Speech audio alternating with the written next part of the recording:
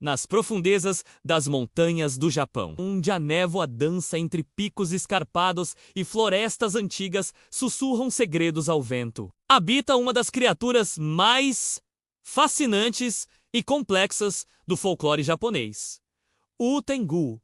Essas figuras misteriosas, muitas vezes retratadas com traços de pássaro e humanos, são muito mais do que simples monstros. Elas são guardiãs das montanhas, mestres das artes marciais e, por vezes, deuses caídos cheios de orgulho. Hoje, vamos desvendar os véus que cobrem a história dos Tengu, as criaturas aladas que governam os céus e as florestas do Japão. A imagem mais conhecida do Tengu é a do Daitengu, o grande Tengu, com seu rosto vermelho, um nariz proeminentemente longo e um leque de penas. Ele comanda respeito e temor. Mas nem sempre foi assim. As origens do Tengu são muito mais antigas e surpreendentes. Os primeiros registros nos levam a um demônio chinês chamado Tiangou, ou Cão Celestial, cuja passagem pelo céu era associada a meteoros e eclipses, eventos vistos como maus presságios. Quando essa lenda cruzou o mar e chegou ao Japão, ela começou a se transformar. No início, no Japão, o Tengu não tinha a forma que conhecemos hoje. Ele era associado a aves de rapina, como o milhafre, e era visto como um arauto da guerra e do infortúnio. Eram criaturas que raptavam monges e crianças, ateavam fogo em templos e traziam caos por onde passavam. Eram a personificação do mal, uma força disruptiva que desafiava a ordem estabelecida, especialmente a budista. Eles representavam a vaidade e o orgulho, principalmente de monges que não haviam alcançado a iluminação e renasciam como esses seres atormentados. Com o passar dos séculos, a percepção sobre os Tengu começou a mudar. Eles evoluíram de simples demônios para figuras muito mais ambíguas. Surgiu então a distinção entre os Karasu Tengu, ou Tengu, corvo, com bico e aparência de pássaro, e os Daitengu, os grandes Tengu, com feições mais humanas e nariz longo, que eram considerados seus líderes. Os Karasu Tengu eram frequentemente vistos como os servos ou soldados dos Daitengu, mantendo a ordem nas montanhas e executando as vontades de seus mestres. Essa transformação na imagem do Tengu foi profunda. De vilões a protetores, eles passaram a ser vistos como guardiões das montanhas e da natureza. Qualquer um que ousasse profanar suas florestas sagradas, cortando árvores sem permissão ou caçando descontroladamente,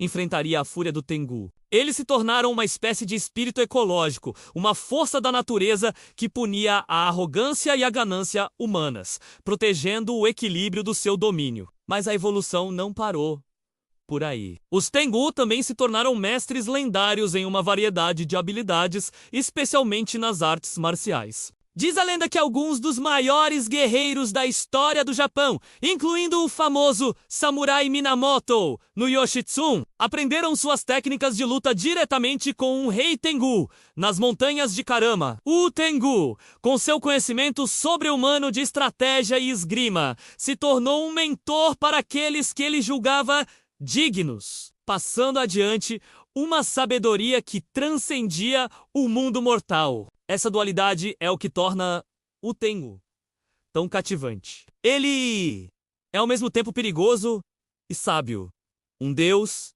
e um demônio. Ele pode ser um enganador astuto, usando seus poderes para pregar peças em viajantes arrogantes ou monges orgulhosos, mas também pode ser um guia benevolente. O seu leque de penas, por exemplo, não é apenas um adorno. Disse que um único aceno pode criar ventos furiosos, capazes de derrubar árvores, ou que ele pode encolher ou aumentar o nariz das pessoas, um símbolo de seu poder sobre o ego e a vaidade. A figura do Tengu está profundamente enraizada na cultura japonesa. Eles aparecem em inúmeras peças de teatro no kabuki, em contos populares, festivais e, claro, na cultura pop moderna como em animes, mangás e jogos. Eles representam o espírito selvagem e indomável das montanhas. Uma força que não pode ser totalmente controlada pela civilização. Eles nos lembram da importância da humildade, do respeito pela natureza e dos perigos do orgulho excessivo. Pensemos na sua psicologia. O Tengu é frequentemente descrito como um ser consumido pelo orgulho. Muitos contos falam de monges budistas que, por causa de sua arrogância e desejo de reconhecimento, não alcançam a iluminação e renascem como Tengu, presos entre o mundo humano e o divino. Eles vivem em suas montanhas, refletindo sobre seus erros passados. Essa narrativa serve como uma poderosa lição moral sobre a importância de controlar o ego. Eles também são mestres da ilusão. Podem se transformar em humanos, animais ou até mesmo em Buda para enganar os incautos. Suas brincadeiras variam de inofensivas a extremamente perigosas. Eles podem simplesmente desviar um viajante de seu caminho por diversão. Ou podem levar pessoas a lugares dos quais nunca mais retornarão. Essa habilidade de manipular a percepção reforça sua natureza misteriosa e imprevisível. Você nunca sabe se o estranho que encontra na montanha é realmente quem parece ser. Até hoje, em muitas regiões montanhosas do Japão, o Tengu é reverenciado e temido. Existem santuários dedicados a eles, onde as pessoas rezam por proteção e boa sorte. Durante festivais, máscaras de Tengu são usadas em desfiles e danças, honrando esses espíritos antigos. Eles são um lembrete vivo de que o mundo é muito mais antigo e misterioso do que a nossa compreensão moderna permite ver. Eles são a personificação da natureza selvagem, da sabedoria ancestral e do poder que reside no desconhecido. A história dos Tengu é uma jornada fascinante pela evolução do folclore e da espiritualidade japonesa. De demônios a guardiões, de enganadores a mestres. Eles encapsulam a complexidade da relação humana com o divino, com a natureza e,